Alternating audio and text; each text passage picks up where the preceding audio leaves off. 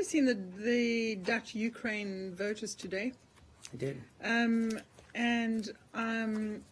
know you ahead of time, I think it was Friday, the State Department encouraged the Dutch voters to obviously vote yes in favor of this treaty with Ukraine, saying that it would help the country and push reforms. But it looks like a no vote's going to go through. Do you think in any way that this could change the dynamics for Ukraine? Do you believe that this vote was not about Ukraine, that it might be about a EU-wide unification vote instead? Poroshenko called it unfair timing on Friday at the nuclear summit. So just trying to get your... No, that's, and I appreciate the question. I'm not going to go further. We don't have a clear results yet in the referendum, so it would be premature for me. Even if speculation indicates that it may be a no vote, it would be premature for me to declare one way or the other. So my understanding is that it's still, the final results are still pending. And like any referendum, and I think we said this on Friday, this is ultimately something that, a question for the Dutch people to decide.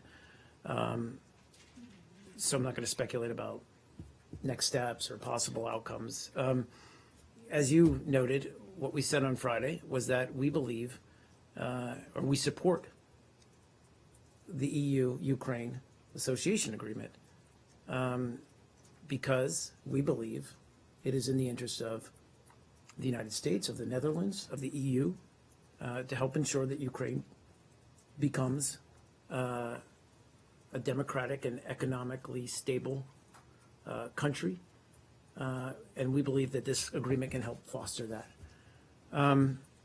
We believe it will also help bring new economic opportunities for the EU, which includes the Netherlands, and for Ukraine. Yeah, go ahead, please. Do you think a no vote would hand a symbolic victory to Vladimir Putin? Again, I'm not going to, and I'm not going to speculate about the outcome of the vote until we have a firm result. And as you said, let me finish. And as you said, you know, it is like any of these votes. It's unclear what the motivation of the voters may have been when they cast their votes. Our intent in the statement that we gave on Friday was simply to express our views, why we believe an EU-Ukraine association agreement is in the best interest of the EU and of Ukraine.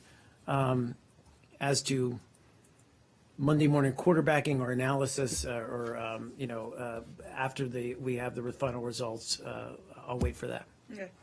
Please, sir.